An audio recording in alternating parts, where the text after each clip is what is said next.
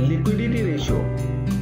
Liquidity ratio कौन से ratios होते हैं? लिक्विडिटी रेशियो ऐसे रेशियोज को कहते हैं जो संस्था की शॉर्ट टर्म सोल्वेंसी को बताते हैं।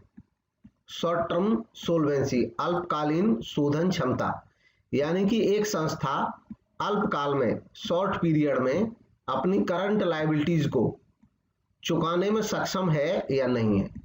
कोई भी संस्था करंट लायबिलिटीज को चुकाने के लिए करंट एसेट्स का ही यूज करेगी, तो इसलिए ज्यादातर हम करंट लायबिलिटी और करंट एसेट का जो रेशियो है वो देखते हैं। इसमें भी लिक्विडिटी रेशियोज में दो मेजर रेशियो होते हैं, करंट रेशियो और क्विक रेशियो। क्विक रेशियो को लिक्विड रेशियो भी बोलते हैं और इसको एसिड टेस्ट रेशियो भी बोल देते हैं। लेकिन कहीं कहीं एसिड टेस्ट रेशियो एक तीसरी लिक्विडिटी को हमको बताता है, यानी कि फर्स्ट ऑर्डर की liquidity current ratio, current ratio भी से भी और ज्यादा लिक्विड देखना चाहते हैं तो क्विक रेशियो या लिक्विड रेशियो, और अगर क्विक या लिक्विड से और भी ज्यादा लिक्विडिटी देखना चाहते हैं तो वो एसिड टेस्ट रेशियो में दिखती है। सबसे पहले लेते हैं करंट रेशियो। करंट रेशियो हमें बताता है कि हमारी संस्था की करंट एसेट हमारी करंट लायबिलिटीज को पे करने में सक्षम है या नहीं है। क्या हमारे पास इतनी करंट एसेट हैं कि हम करंट लायबिलिटीज को पे कर दें? फॉर्मूले में इसको देखते हैं, करंट रेशियो बराबर current assets upon current liabilities. एक क्वेश्चन यहां पे दिया है, ये आया हुआ है किसी प्रीवियस पेपर में। If current ratio of a firm is 2.5:1, working capital is ₹90,000 and the amount of current liability will be, current liability की अमाउंट क्या होगी। इस तरीके का जब क्वेश्चन सामने होता है तो उसके करने के तरीके स्वयं ढूंढने पड़ते हैं। कॉन्सेप्ट में अगर क्लैरिटी रहती है तो हम तरीके ढूंढ सकते हैं। जैसे मेरे सामने ये क्वेश्चन आया तो मैं देखूंगा कि करंट रेशियो का फॉर्मूला क्या है। मुझे पता है करंट रेशियो का फॉर्मूला है current asset upon current liability, यानी कि ये 2.5 है, ये करंट एसेट है, और ये जो 1 है ये करंट लायबिलिटी है। रेशियो में जो फिगर्स होती हैं वो कंपैरेटिव फिगर्स होती हैं, एब्सोल्यूट फिगर नहीं होती। एब्सोल्यूट फिगर होती है जैसे हमको वो लिख के देता अगर 2500 रुपये और 1000 रुपये, तो जब ऐसे लिखा होता तो मैं कहता ये एब्सोल्यूट है। लेकिन जब ऐसे रेशियो में लिखा हो या टर्नओवर में लिखा हो तो ये एब्सोल्यूट ना होकर के कंपैरेटिव यानी कि रिलेटिव फिगर्स हैं। तो रिलेटिव फिगर में हमने जान लिया कि करंट एसेट का जो रिलेटिव फिगर है वो 2.5 है और करंट लायबिलिटी का 1 है। अब हम ये भी जानते हैं कि जो वर्किंग कैपिटल होता है, क्योंकि हमें यहाँ पे वर्किंग कैपिटल एब्सोल्यूट में दे रखा है, यानी कि जो शुद्ध राशि है वर्किंग कैपिटल की 90,000 वो गिवन है, तो हम देखेंगे कि ये जो हमको रिलेटिव फिगर्स दिए हैं इसमें वर्किंग कैपिटल का रिलेटिव फिगर कितना हो सकता है। करंट एसेट 2.5 था और करंट लायबिलिटी 1। हम जानते हैं वर्किंग कैपिटल का फॉर्मूला होता है current asset minus current liability. तो करंट एसेट में से करंट लायबिलिटी माइनस कर लेंगे 2.5 में से 1, तो ये बच जाएगा 1.5। अब हमें एक जानकारी मिल गई कि जो वर्किंग कैपिटल की रिलेटिव फिगर 1.5 है और इसके अगेंस्ट जो एक्चुअल में अमाउंट है, एब्सोल्यूट अमाउंट वर्किंग कैपिटल की, वो 90,000 है।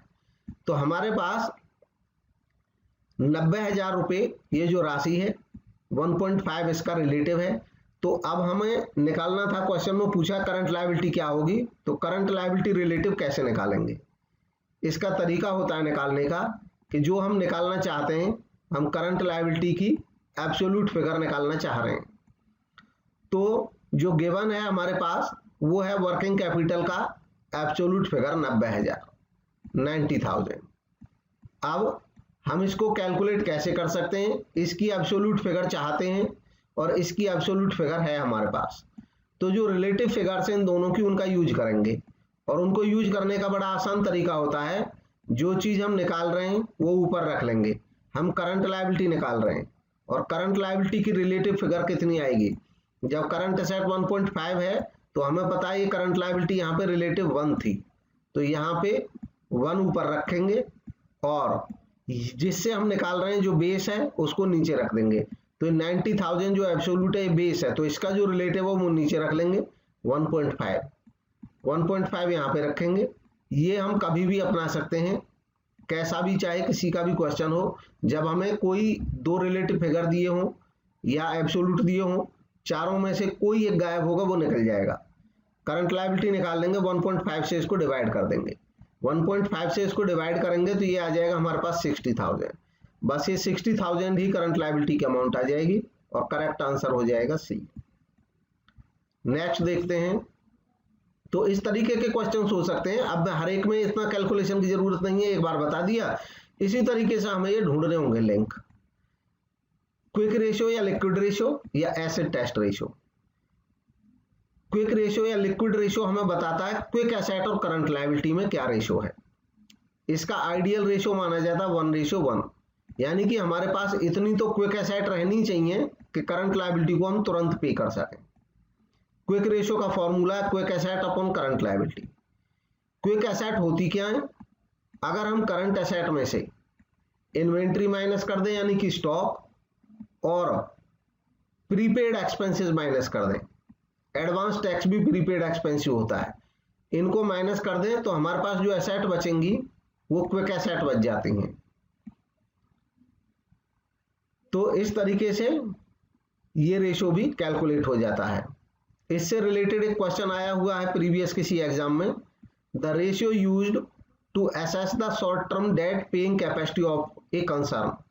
ऐसा रेशियो जो किसी संस्था की short term debt paying capacity, तो short term debt paying capacity को जो बताता है उसको क्या कहते हैं? गिवन ऑप्शन है creditor turnover ratio, debtor turnover ratio, liquid ratio, proprietary ratio. तो जो गिवन ऑप्शन है उनमें से ही ढूंढना होता है। यहाँ पे जो बेटर है वो लिक्विड रेशियो है, केवल करंट था ही नहीं ऑप्शन में, लिक्विड था तो नेचुरली यही रहेगा। ये एनवीएस में आया हुआ है सितंबर 19 में।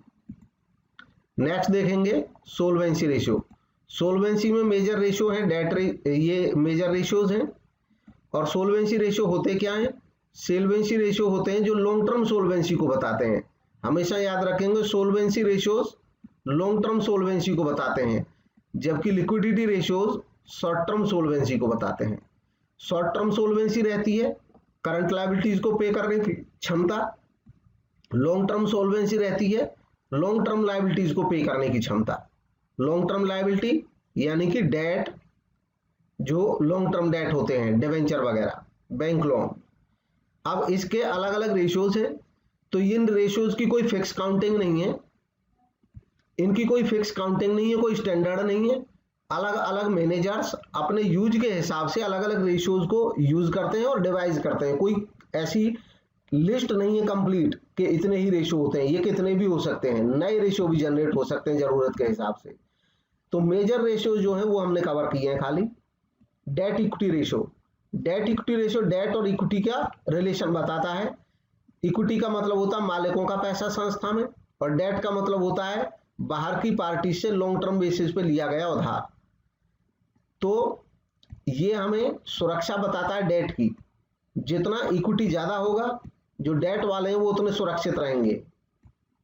नॉर्मली इसका जो आइडियल रेशियो माना जाता है वो 2:1 माना जाता है। डेट इक्विटी रेशियो का फॉर्मूला होता है long term debt upon share holder fund. Share holder fund को ही इक्विटी भी कहा जाता है। शेयर होल्डर फंड के जो आइटम्स हैं वो शामिल होते हैं equity share capital, preference share capital, reserves and surplus, money received against share warrant. कुल मिलाकर के शेयर होल्डर फंड हम उस अमाउंट को कहते हैं जो अमाउंट या तो शेयर होल्डर्स ने प्रोवाइड की है संस्था को, या कोई अमाउंट शेयर होल्डर्स को मिलनी थी और शेयर होल्डर्स ने वो संस्था में ही रहने दी। जैसे प्रॉफिट्स, अगर प्रॉफिट्स शेयर होल्डर को डिविडेंड के रूप में नहीं बंटे हैं तो ये रिजर्व और सरप्लस के रूप में संस्था में ही विद्यमान रहते हैं, लेकिन इन पे जो हक रहता है वो शेयर होल्डर्स का ही रहता है। तो ये शेयर होल्डर्स का लगा हुआ पैसा है कुल मिलाकर के। Money received against share warrant, share warrant भी सिक्योरिटीज का ही एक पार्ट होता है और शेयर की तरह होता है, ये भी शेयर होल्डर फंड का हिस्सा रहता है। अब आ गया share application money pending allotment. Share application money pending allotment को कुछ लोग इस रेशो में शेयर होल्डर इक्विटी का पार्ट मानते हैं और कुछ लोग नहीं मानते हैं। कुछ लोग मानते हैं, कुछ लोग नहीं मानते हैं। और कुछ रेशियोज में शेयर होल्डर फंड बेस को शामिल करते हैं, कुछ में नहीं करते हैं। इसका कारण क्या है कि share application money pending allotment होता क्या है? ये शेयर एप्लीकेशन का वो मनी है जो शेयर की एप्लीकेशन पे हमारे पास लोगों ने भेज तो दिया, लेकिन अभी उनकी अलॉटमेंट पेंडिंग है, अभी कंपनी ने ये अलॉटमेंट किया नहीं है। जब तक ये अलॉटमेंट किया नहीं जाएगा, ये तब तक पूरी तरह से शेयर कैपिटल बनेगा नहीं। नेक्स्ट देखते हैं, शेयर होल्डर्स फंड या इक्विटी का एक और भी तरीका है, हम इनडायरेक्ट तरीके से ऐसे भी निकाल सकते हैं, non current asset plus working capital minus non current liabilities. Working capital जो होती है वो होती है current asset minus current liability. अब एक क्वेश्चन और लेते हैं, ये भी आया हुआ है DSSB में। To test the long term solvency of a concern which one of the following ratio is used. एक संस्था की लॉन्ग टर्म सोल्वेंसी के लिए कौन सा रेशियो यूज किया जाता है? तो जो गिवन रेशियोज हैं, अभी हम रेशियोज की और लिस्ट देखेंगे, क्लियर हो जाएगा। टर्नओवर रेशियो एक एक्टिविटी रेशियो होता है। एसिड टेस्ट रेशियो जो होता है ये लिक्विडिटी रेशियो होता है। Time interest earned ratio, time interest earned ratio जो होता है ये एक प्रॉफिटेबिलिटी रेशियो होता है। और डेट इक्विटी रेशियो ये सोल्वेंसी रेशियो होता है। नेक्स्ट देखेंगे the ratio that is used to ascertain the soundness of long term financial position. ऐसा रेशियो जो किसी संस्था की लॉन्ग टर्म फाइनेंशियल पोजीशन की साउंडनेस को दिखाता है। तो ये भी लॉन्ग टर्म सोल्वेंसी की बात हो रही है। ये आया हुआ है सितंबर 19 में PGT कॉमर्स में NVS में। तो इसका भी जो जवाब सही है वो डेट इक्विटी रेशियो है, क्योंकि जो और हैं वो लॉन्ग टर्म सोल्वेंसी से रिलेटेड है ही नहीं। अब हालांकि लॉन्ग टर्म सोल्वेंसी के भी कई रेशियो हैं, लेकिन इनमें से हम देखेंगे इनमें से दूसरा एक भी नहीं है।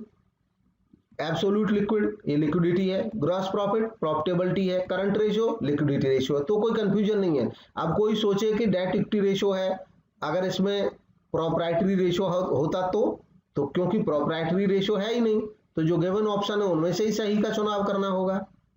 Next, debt to capital employed ratio. अब ये भी लॉन्ग टर्म सोल्वेंसी रेशियो ही रहता है। ये हमें बताता है डेट का कैपिटल एम्प्लॉयड के साथ क्या रिलेशन है। Debt to capital employed ratio formula होगा long term debt upon capital employed. Capital employed को नेट एसेट भी बोल देते हैं। कैपिटल एम्प्लॉयड का formula long term debt plus share holder fund, क्योंकि जो कैपिटल एम्प्लॉयड है उसमें चाहे लोन कैपिटल है चाहे ओन कैपिटल है, दोनों ही शामिल हैं। Share holder fund own capital है, मालिकों की कैपिटल। लॉन्ग टर्म डेट ये लोन कैपिटल है, लोन पे ली गई कैपिटल। तो लोन कैपिटल और ओन कैपिटल दोनों मिलाकर के बनता है कैपिटल एम्प्लॉयड।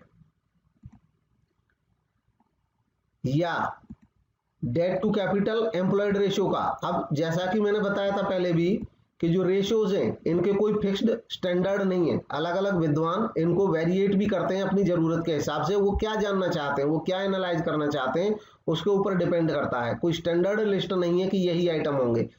तो इस तरह से भी debt to capital employed ratio को निकाल लिया जाता है, total debt upon total asset. ये भी एक इसका तरीका है। नेक्स्ट है प्रोप्राइटरी रेशियो। प्रोप्राइटरी रेशियो का मतलब होता है कि जो शेयर होल्डर फंड है, यानी कि मालिकों के फंड, शेयर होल्डर ही प्रोप्राइटर होते हैं, मालिक होते हैं। तो शेयर होल्डर फंड यानी कि proprietor fund upon capital employed. Capital employed यानी कि नेट एसेट, मतलब जो डेट और इक्विटी दोनों का टोटल, इसमें केवल डेट वाला जो शेयर होल्डर का है इनका कितना पार्ट है ओन कैपिटल का, इस रेशियो को देखा जाता है। नेक्स्ट है total asset to debt ratio. अब ये भी solvency ratio, long term solvency. इसमें देखा जाता है टोटल एसेट में डेट का क्या रिलेशन है, यानी कि total asset upon long term debt. Next है इंटरेस्ट कवरेज रेशियो। इसमें यह देखा जाता है कि फर्म का प्रॉफिट इंटरेस्ट को कवर कर पाता है या नहीं। नेट प्रॉफिट जो कि फर्म को इंटरेस्ट या टैक्स से पहले हो रहा है upon interest on long term date. इसमें हमें ये पता चल जाता है, जैसे किसी फर्म का मान लो net profit interest on tax से पहले 10 लाख है और उसका लॉन्ग टर्म पे इंटरेस्ट है 2 लाख, तो इसका मतलब हमें ये इंडिकेशन दे रहा है कि संस्था का जो प्रॉफिट है वो आसानी से ब्याज को कवर कर ले रहा है। और इसको टाइम्स में बताते हैं कि संस्था का जो प्रॉफिट है वो फिक्स्ड इंटरेस्ट का 5 टाइम्स है, 5 गुना है। इसके ऊपर भी क्वेश्चन एक आया हुआ है, तो कैसा क्वेश्चन आया हुआ है, formula for interest coverage ratio. ये याद रखें, जहां पे वेरिएशन रहते हैं वहां पे क्वेश्चन इस टाइप के पूछे जाते हैं वेरिएशन को हटा के। तो क्योंकि रेशियोज में कई सारे वेरिएशन होते हैं, तो जब क्वेश्चन पूछा जाता है तो वेरिएशन से परे होता है, ज्यादातर उसमें गुंजाइश रहती है कि हम वेरिएशन की वजह से डिस्टर्ब ना हो पाए। जैसे इसमें पूछा formula for interest coverage ratio, तो केवल इतना पूछा है कि उसका फॉर्मूला क्या है इंटरेस्ट कवरेज रेशियो का, तो प्रॉफिट इंटरेस्ट को कवर कर पा रहा है कि नहीं। और इसका जो सही ऑप्शन है वो है option 3, earning before interest and tax upon interest on debt. Interest on debt मतलब interest on long term debt. Next देखेंगे एक्टिविटी या टर्नओवर रेशियो। एक्टिविटी या टर्नओवर रेशियो, जैसा कि इनके नाम से पता चल रहा है, ये ऐसे रेशियो होते हैं जो किसी संस्था की एक्टिविटी को या परफॉर्मेंस को बताते हैं। और टर्नओवर रेशियो इसलिए कहते हैं क्योंकि ये ज्यादातर रेशियो सेल पे बेस्ड रहते हैं। सेल मतलब टर्नओवर। तो ये इनकी रेशियोज की लिस्ट है, आप इसको पढ़ लें।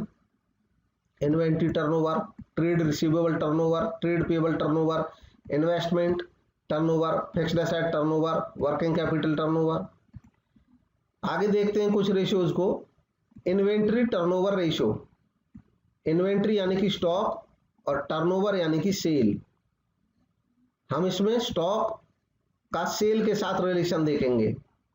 इससे हमें यह पता चलता है कि संस्था अपनी इन्वेंट्री को कितना एफिशिएंट तरीके से सेल में कन्वर्ट कर लेती है। फॉर्मूला है cost of revenue from operation upon average inventory. अब ये जो टर्नओवर रेशियोज हैं, इनमें हम टर्नओवर या कहो सेल को कभी तो नेट क्रेडिट सेल पे लेंगे, कभी हम सेल को कॉस्ट ऑफ सेल पे रहेंगे और कभी हम सेल को नेट सेल पे लेंगे। अब वो भी उसका कारण है, जैसा हमारे पास एनालिसिस का टॉपिक होता है वैसा यूज करते हैं।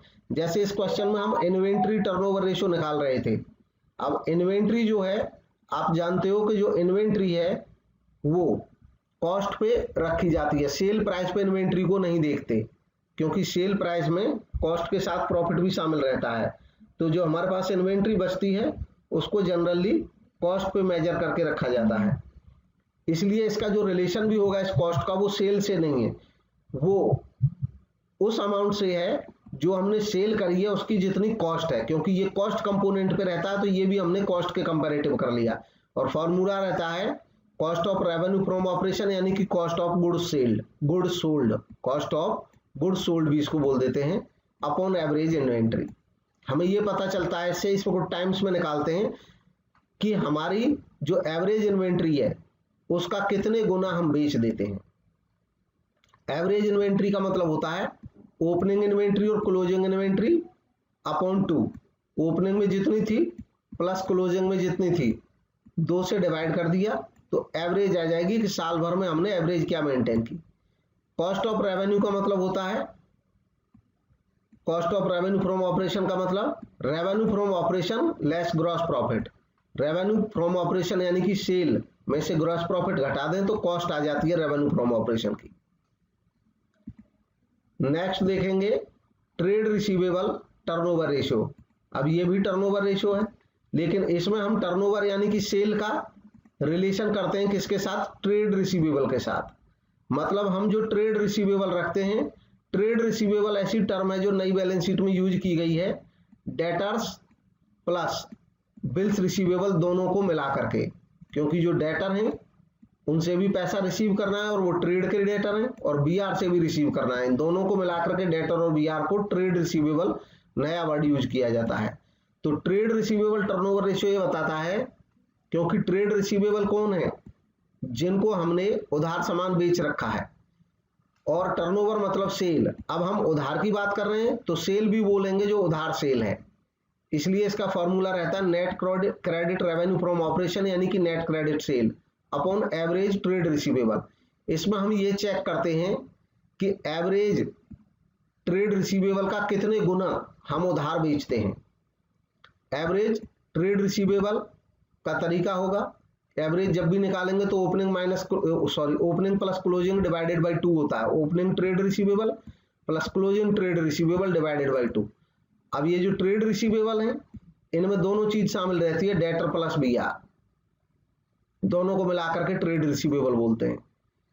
एवरेज कलेक्शन पीरियड, अभी हमने देखा कि इस रेशियो से हमें जो डेटर टर्नओवर, ये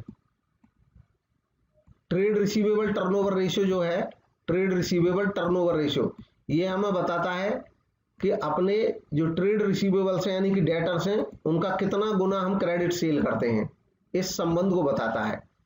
इसी से हमारे पास एक और रेशियो निकल आता है, एवरेज कलेक्शन पीरियड। ये हमें यह बताता है कि औसतन कितने दिन में हम अपने ट्रेड रिसीवेबल से पैसा कलेक्ट कर लेते हैं। तो जब हमें एक बार ट्रेड रिसीवेबल रेशियो का पता चल जाता है तो एवरेज कलेक्शन पीरियड निकालने का तरीका होता है नंबर ऑफ डेज और months upon trade receivable turnover ratio. इसको मैं ऐसे करता हूं, एक सिंपल मैं यहाँ पे एग्जांपल रखता हूं, ये थोड़ा लेंदी लगेगा नहीं देखने में। जैसे मान लो टोटल क्रेडिट सेल हम साल भर में 12 लाख की करते हैं, 12 लाख की, ये मैं मान रहा हूं नेट क्रेडिट सेल। जो क्रेडिट सेल है, नेट क्रेडिट सेल, वो हमारी संस्था पूरे साल में 12 लाख की उधार सेल करती है। अब हमने देखा कि संस्था के जो डेटर हैं वो एज एन एवरेज 1 लाख के रहते हैं। 1 लाख के रहने का मतलब है कभी 1 लाख से कम, कभी 1 लाख से ज्यादा। औसतन हमारे डेटर 1 लाख रहते हैं। तो इसका मतलब ये हुआ कि हम 12 लाख की सेल कर लेते हैं और डेटर्स को हम इफेक्टिवली मैनेज करके पूरे साल भर 1 लाख पे रहने देते हैं। तो कुल मिलाकर के हमारे जितने डेटर हैं उनका हम 12 गुना उधार सेल कर देते हैं। इसका मतलब ये भी है कि जब हम 12 लाख का सामान बेचते हैं तो साल भर में 12 लाख डेटर तो बनने चाहिए थे हमारे, लेकिन हम टाइम टू टाइम कलेक्ट करते रहे पैसा डेटर से, इसलिए 1 लाख पे ही हमने उनको मैनेज करके रखा। इसको हम ऐसे भी कह सकते हैं कि टोटल जो 12 लाख के हमारे डेटर थे उनसे हमने 12 बार पैसा वसूला, इसलिए ये 1 लाख के दिख रहे हैं। तो जो ट्रेड रिसीवेबल टर्नओवर रेशियो है वो 12 टाइम्स कहलाएगा। यहाँ पे 12 टाइम्स ट्रेड रिसीवेबल टर्नओवर, यानी कि जो ट्रेड रिसीवेबल हैं उनका टर्नओवर के साथ जो रिलेशन है वो 12 गुना है, तो ये 12 टाइम्स आ जाएगा। अब 12 टाइम्स से अगर मैं ये जानना चाहूं कि एवरेज कलेक्शन पीरियड कितना है, मतलब औसतन कितने दिन में हम कलेक्ट कर लेते हैं पैसा, तो अब क्योंकि हम 12 गुना बता रहे हैं इसको, तो इसका मतलब ये हुआ कि साल में हमें पता 12 महीने होते हैं। अब इस टर्नओवर से 12 गुना से हम इसको डिवाइड करेंगे तो 1, यानी कि औसतन 1 महीने ही हमारे डेटर रहते हैं। और यही कारण है औसतन 1 महीने डेटर रहते हैं। टोटल पूरे साल में 12 लाख के जो डेटर थे, 12 लाख का सामान बिका तो साल में 12 लाख के बनने चाहिए थे, लेकिन औसतन 1 लाख के इसलिए रहे क्योंकि हम हर महीने कलेक्ट करते रहते हैं और इसलिए केवल 1 लाख के डेटर मैनेज रहे। अब इसका फॉर्मूला है नंबर ऑफ डेज और मंथ में। अगर डेज में निकालना हो कभी तो 365, या साल के दिन अगर बताए हैं तो उसके नीचे रखा जाता है ट्रेड रिसीवेबल टर्नओवर रेशियो को, ट्रेड रिसीवेबल टर्नओवर रेशियो को। अगर डेज में निकालना है तो 365 अपॉन ये, अगर मंथ में निकालना है तो 12 अपॉन टर्नओवर रेशियो, बस सीधा फॉर्मूला है। क्वेश्चन इससे रिलेटेड एक आया हुआ है, इसको समझते हैं। 80% ये आया हुआ है DSSSB में जुलाई 2018 में। 80% of sale of ₹10 lakh of a firm are on credit. एक फर्म की जो 10 लाख रुपए की सेल है, एक फर्म की जो 10 लाख रुपए की सेल है उसके 80% क्रेडिट है, यानी कि 10 लाख का 80% हो गया 8 लाख। तो 8 लाख की जो सेल है वो क्रेडिट है, इतनी जानकारी मिली। It has a receivable turnover ratio of 8 times. इसका रिसीवेबल टर्नओवर रेशियो 8 टाइम्स दे रखा है। तो what is the average collection period? Average collection period क्या है? इन्होंने ब्रैकेट में बता दिया है 360 डेज ए ईयर। एक साल को इन्होंने 360 दिन का माना है। और एवरेज डेटर क्या होंगे। तो एक तो एवरेज कलेक्शन पीरियड निकालना है, दूसरा एवरेज डेटर निकालने हैं। अब ये फॉर्मूला जो हमने देखा था अभी, इसको हम पुट करेंगे। कौन सा फॉर्मूला पुट करते हैं, जो क्वेश्चन में गिवन है। एवरेज कलेक्शन पीरियड दिया है तो इसका भी लगाना होगा, एवरेज डेटर दिया है। एवरेज डेटर यूज होते हैं किसमें, स्टॉक टर्नओवर रेशियो या डेटर टर्नओवर रेशियो में यूज होते हैं। तो यहाँ पे हमें रिसीवेबल टर्नओवर रेशियो दिया है, तो रिसीवेबल टर्नओवर रेशियो में एवरेज रिसीवेबल यानी कि एवरेज डेटर यूज होंगे। देखते हैं फॉर्मूला, इसमें पुट करेंगे। गिवन था सेल 10 लाख की, क्रेडिट सेल 10 लाख का 80%, ये भी गिवन था 80% है कि 8 lakh. Receivable turnover ratio given है क्वेश्चन में 8 टाइम्स। अब हमें निकालने हैं average receivable. Receivable turnover ratio का फॉर्मूला याद होगा, रिसीवेबल टर्नओवर रेशियो का फॉर्मूला है net credit sale, net credit sale upon average receivable या एवरेज डेटर कह सकते हैं, क्योंकि इसमें केवल डेटर है तो एवरेज रिसीवेबल। हमें यहाँ पे गिवन था 8 टाइम्स, रेशियो दिया है टर्नओवर रेशियो, तो ये टर्नओवर रेशियो गिवन है। इसके अलावा हमको क्रेडिट सेल भी दी है, ये भी गिवन है, और ये हमको निकालना है। जब ये निकालना है तो इसको आगे ले जाएंगे और ये तब यहाँ नीचे आ जाएगा। यानी कि इसको हम ऐसे देख सकते हैं, net credit sale upon receivable turnover ratio, ये नीचे आ जाएगा। नेट क्रेडिट सेल 8 लाख बटे 8 यानी कि 1 लाख हमारे एवरेज रिसीवेबल आ गए। अब निकालना है हमें एवरेज कलेक्शन पीरियड, तो 360 दिन उन्होंने माने हैं और रिसीवेबल टर्नओवर रेशियो से डिवाइड कर देंगे। रिसीवेबल टर्नओवर रेशियो दिया हुआ है 8 टाइम्स, तो इससे गुना कर देंगे 8 से, तो डेज में आ जाएगा हमारे पास आंसर 45 डेज, क्योंकि ये इसका फॉर्मूला होता है। नेक्स्ट देखते हैं trade payable turnover ratio. Trade payable turnover ratio यानी कि क्रेडिटर टर्नओवर रेशियो भी इसको बोलते हैं। ट्रेड पेबल टर्नओवर रेशियो, क्योंकि ये ट्रेड पेबल का टर्नओवर के साथ रिलेशन दिखाएगा, इसलिए ट्रेड पेबल कौन होते हैं, ट्रेड पेबल होते हैं जिनको हम पैसा पे करते हैं, यानी कि जिनसे हम उधार सामान खरीद के लाए थे उनको हम पे करेंगे पैसा, वो हमारे ट्रेड पेबल है, क्रेडिटर या बिल्स पेबल हैं। जब हम उधार खरीद के लाते हैं तो यहाँ पे टर्नओवर परचेज हो जाता है, ना कि सेल। पेबल्स वो होते हैं जिनसे हम खरीद के लाते हैं, परचेज करके लाते हैं, इसलिए ध्यान रखेंगे यहाँ पे फॉर्मूले में परचेज आ जाएगा। तो net credit purchase upon average trade payable. अब एवरेज ट्रेड पेबल बाकी सारा जैसे ट्रेड रिसीवेबल था सेम उसी तरीके से है। एवरेज ट्रेड पेबल में ओपनिंग के ट्रेड पेबल प्लस क्लोजिंग के ट्रेड पेबल डिवाइडेड बाय 2, और ट्रेड पेबल बराबर होगा क्रेडिटर और बीपी दोनों शामिल रहते हैं। बाकी एज इट इज पिछले जैसा ही क्वेश्चन है। Average payment period number of days upon month in a year upon trade payable turnover ratio. ये अपॉन नहीं है, मतलब ये है कि या तो नंबर ऑफ डेज या मंथ इन ए ईयर। अगर डेज में निकालेंगे तो इसके रखेंगे ऊपर, मंथ में निकालेंगे तो इसको ऊपर रखेंगे, और इन दोनों के नीचे रखेंगे ट्रेड पेबल टर्नओवर रेशियो को, तब एवरेज पेमेंट पीरियड निकल सकता है। नेक्स्ट है नेट एसेट और कैपिटल एम्प्लॉयड टर्नओवर रेशियो। इसमें केवल नेट एसेट का और या कैपिटल एम्प्लॉयड के साथ टर्नओवर का रिलेशन देखते हैं हम। टर्नओवर मतलब सेल, तो नेट एसेट या कैपिटल एम्प्लॉयड टर्नओवर रेशियो का फॉर्मूला हो जाएगा revenue from operation upon capital employed. जो हमने पैसा लगा रखा है उस पे संस्था कितना अपनी ऑपरेशन से अर्न कर रही है, इस बात का relation. Fixed asset turnover ratio, इसमें हम ये देखते हैं कि हमारी फिक्स्ड एसेट कितना टर्नओवर कराने में मददगार है, इनके साथ क्या रिलेशन है। तो net revenue from operation upon net fixed asset. इसके बाद नेक्स्ट है वर्किंग कैपिटल टर्नओवर रेशियो। तो वर्किंग कैपिटल टर्नओवर रेशियो में हम देखते हैं वर्किंग कैपिटल का हमारी टर्नओवर यानी कि सेल के साथ क्या रिलेशन है। तो net revenue from operation upon working capital. Next देखेंगे प्रॉफिटेबिलिटी रेशियोज। प्रॉफिटेबिलिटी रेशियोज जो हैं इनमें मेजर रेशियोज हैं, ये हमें बताते हैं संस्था की अर्निंग कैपेसिटी के बारे में। Major ratios in gross profit ratio, operating ratio, operating profit ratio, net profit ratio, return on investment ROI और return on capital employed, return on net worth, earning per share, book value per share, dividend pay out ratio, price earning ratio, ये major ratios हैं इसके। तो एक एक करके सबसे पहले देखते हैं gross profit ratio. Gross profit ratio हमें ये बताता है कि नेट रेवेन्यू फ्रॉम ऑपरेशन यानी कि नेट सेल के साथ ग्रॉस प्रॉफिट का क्या रिलेशन है। इसको ज़्यादातर परसेंटेज में निकाला जाता है। मान लो हम 1 लाख की सेल करते हैं और 1 लाख की सेल जब करते हैं तो ग्रॉस प्रॉफिट हमें 10,000 का होता है।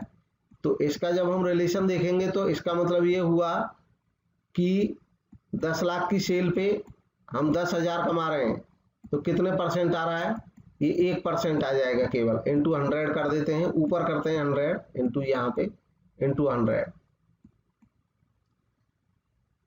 ऑपरेटिंग रेशियो, अब ऑपरेटिंग रेशियो जो होता है एक्चुअल में ये ऑपरेटिंग कॉस्ट रेशियो होता है। ऑपरेटिंग रेशियो निकालने का formula cost of revenue from operation plus operating expenses, ये दोनों मिलकर के ऑपरेटिंग कॉस्ट बन जाते हैं upon net revenue from operation यानी कि नेट सेल इंटू 100। इससे रिलेटेड भी न्यूमेरिकल कराएंगे कभी तो क्लियर हो जाएगा ज़्यादा।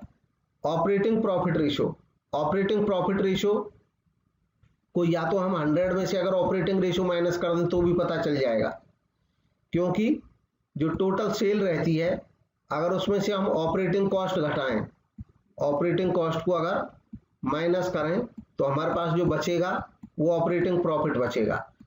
और ये दोनों ही हम सेल के ऊपर निकालते हैं। तो अगर ये सेल का 60% है तो नेचुरली ये सेल का 40% रहेगा। कई दफे तो ऐसा सीधा क्वेश्चन पूछ लिया जाता है कि ऑपरेटिंग प्रॉफिट कितना परसेंट होगा अगर ऑपरेटिंग कॉस्ट रेशियो इतना है। केवल ऑपरेटिंग रेशियो जब दिया होता है तो उसका मतलब ऑपरेटिंग कॉस्ट होता है, और ऑपरेटिंग प्रॉफिट दिया हो तो operating profit ratio. Operating profit ratio का ऐसे फॉर्मूला होगा operating profit upon revenue from operation into 100। Operating profit बराबर होगा revenue from operation minus operating cost. अब इससे रिलेटेड एक क्वेश्चन आया हुआ है, the operating profit in net sale of a firm are ₹2 lakh. एक फर्म का ऑपरेटिंग प्रॉफिट और नेट सेल 2 लाख और 10 लाख है, यानी कि ऑपरेटिंग प्रॉफिट के बाद 2 लाख और उसकी नेट सेल है 10 lakh. Then the operating profit ratio क्या होगा, तो क्योंकि ऑपरेटिंग प्रॉफिट ही दिया है और सेल दी है तो फॉर्मूला हो जाएगा ऑपरेटिंग प्रॉफिट यानी कि 2 लाख अपॉन सेल यानी कि 10 और इंटू 100। तो इसका कैलकुलेट कर लें कितना आ जाएगा, ये आ जाएगा 0 और ये 10 इंटू 2 20%, ऑप्शन 4। नेक्स्ट देखें नेट प्रॉफिट रेशियो। तो नेट प्रॉफिट रेशियो में net profit upon revenue from operation यानी कि नेट सेल इंटू 100।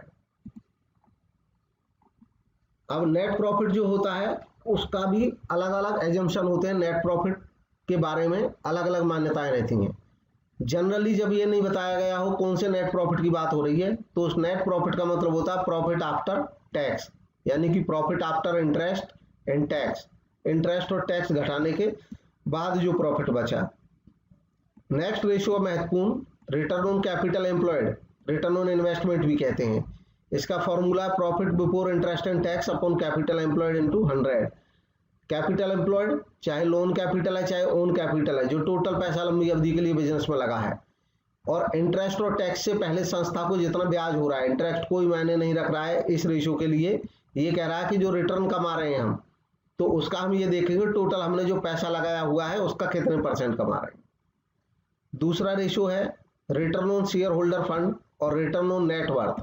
इसमें केवल शेयर होल्डर्स फंड का रिटर्न देखते हैं, तो इसमें प्रॉफिट आफ्टर टैक्स लिया जाता है, क्योंकि शेयर होल्डर्स को जो प्रॉफिट मिलता है वो टैक्स के बाद ही मिलता है, इसलिए profit after tax upon share holders fund into 100। Next देखेंगे return on asset. Return on asset भी एक रेशियो होता है। इसमें हम एसेट पे, रिटर्न का मतलब हमेशा प्रॉफिट, एसेट के हिसाब से कितना प्रॉफिट आ रहा है इन रिलेशन टू एसेट, तो net profit upon total asset into 100, ये इसका तरीका है। इसका क्वेश्चन है, पूछा है विच ratio among the following is the best measure of profitability. तो प्रॉफिटेबिलिटी का बेस्ट मेजर कौन सा है, तो अब इसमें हमको देखना क्या है, हमको ये पहचान करनी है कि रेशियो है क्या। डेट इक्विटी आंसर तब मिलेगा, debt equity ratio long term solvency का है। रिटर्न ऑन एसेट, एसेट पे कितना रिटर्न मिल रहा है इस चीज का है, यानी कि इनकम से रिलेटेड है। करंट रेशियो करंट एसेट और करंट लायबिलिटी यानी कि जो शॉर्ट टर्म लिक्विडिटी है उसका मेजर है। और टाइम इंटरेस्ट अर्न्ड रेशियो ये प्रॉफिटेबिलिटी का रेशियो है। तो इसलिए गिवन क्वेश्चंस में जो प्रॉफिटेबिलिटी से रिलेटेड बेटर क्वेश्चन है वो है रिटर्न ऑन एसेट, यानी कि एसेट पे कितना रिटर्न मिल रहा है, इससे हमें संस्था की क्षमता का पता चलता है। नेक्स्ट देखेंगे अर्निंग पर शेयर। अब अर्निंग पर शेयर कैसे निकालते हैं, यानी कि प्रति शेयर के हिस्से में कितनी अर्निंग आ रही है। इसका फॉर्मूला है कि टैक्स वगैरह सब देने के बाद जो प्रॉफिट इक्विटी शेयर होल्डर्स के लिए अवेलेबल है, इवन प्रेफरेंस शेयर होल्डर अगर है क्वेश्चन में, तो प्रेफरेंस डिविडेंड को भी देने के बाद फर्म के पास फाइनली कितना पैसा बच जा रहा है वो सब इक्विटी शेयर होल्डर का होता है। इसको डिवाइड कर देंगे नंबर ऑफ इक्विटी शेयर से, तो अर्निंग पर शेयर निकल आएगी। नेक्स्ट है book value per share. Book value per share का मतलब हो गया एक शेयर की बुक वैल्यू कितना आ रही है निकल करके। इसका फॉर्मूला इक्विटी शेयर होल्डर का फंड जितना भी है उसको डिवाइड कर देते हैं नंबर ऑफ इक्विटी शेयर से। तो इक्विटी शेयर होल्डर का जितना भी फंड है उसको डिवाइड कर दिया नंबर ऑफ इक्विटी शेयर से, तो इक्विटी शेयर की बुक वैल्यू पता चल जाएगी। नेक्स्ट है डिविडेंड पे आउट रेशियो, यानी कि डिविडेंड कितना पे करते हैं इस चीज का रेशियो। तो इसका फॉर्मूला है डिविडेंड पे आउट रेशियो का dividend per share upon earning per share. संस्था पर शेयर अर्निंग मान लो 40 रुपए कर रही है, तो जरूरी नहीं है जितना अर्न कर रही है पूरा बांट देगी। मान लो इसमें से केवल 20 रुपए बांट रहे हैं पर शेयर, तो ये डिविडेंड पे आउट रेशियो आ जाएगा। नेक्स्ट है price earning ratio, PE ratio भी इसको बोलते हैं। इसका formula market price of a firm, उसका रिलेशन अर्निंग पर शेयर से क्या है, यानी कि अगर मार्केट में कोई इन्वेस्टर मार्केट प्राइस पे शेयर खरीदे तो वो कितनी उम्मीद कर सकता है कितना पर शेयर अर्निंग कर लेगा। इसका रेशियो पीई रेशियो कहलाता है, प्राइस अर्निंग रेशियो। अब इससे रिलेटेड एक क्वेश्चन आया हुआ है एग्जाम में, ए ratio which reflect the price investors are willing to pay per rupee of earning per share is known as। एक ऐसा रेशियो जो रिफ्लेक्ट करता है उस प्राइस को जो कोई इन्वेस्टर देने को रेडी रहता है पर rupee of earning per share, 1 रुपए की अर्निंग करने के लिए, उसको बोलते क्या है, तो वो कहलाता है पी रेशियो। इसको मैं यहाँ एक एग्जांपल से बताता हूँ। मान लो ये जो पीई रेशियो का फॉर्मूला है वो हमें पता है market price of A share upon earning per share, यानी कि पर शेयर कितना अर्न कर रही है कोई संस्था। मान लो एक संस्था 20 रुपए पर शेयर अर्न कर रही है, यानी कि जो ईपीएस है अर्निंग पर शेयर वो 20 रुपया है, एक शेयर पे 20 रुपया कमाती है। मार्केट प्राइस शेयर का चल रहा है मार्केट में 60 रुपए का, तो हम निकालेंगे 60 मार्केट में जो रेट चल रहा है अपॉन 20। ऐसा करेंगे अगर हम 60 अपॉन 20 तो ये मार्केट प्राइस हो गया शेयर का, ये पर शेयर की अर्निंग है, तो इसको काटेंगे तो ये आ जाएगा 3:1। 3:1 ये आ गया हमारा PE ratio, price equity ratio. अब ये कह रहा है क्योंकि हमें पता है कि जो 20 रुपए अर्न करने के लिए पर शेयर अर्निंग है, एक शेयर पे 20 रुपए अर्न करने के लिए हमें 60 रुपए लगाने पड़ेंगे, या इसको यूं कह सकते हैं कि 1 रुपया अर्न करने के लिए हमें 3 रुपए इन्वेस्ट करने पड़ेंगे।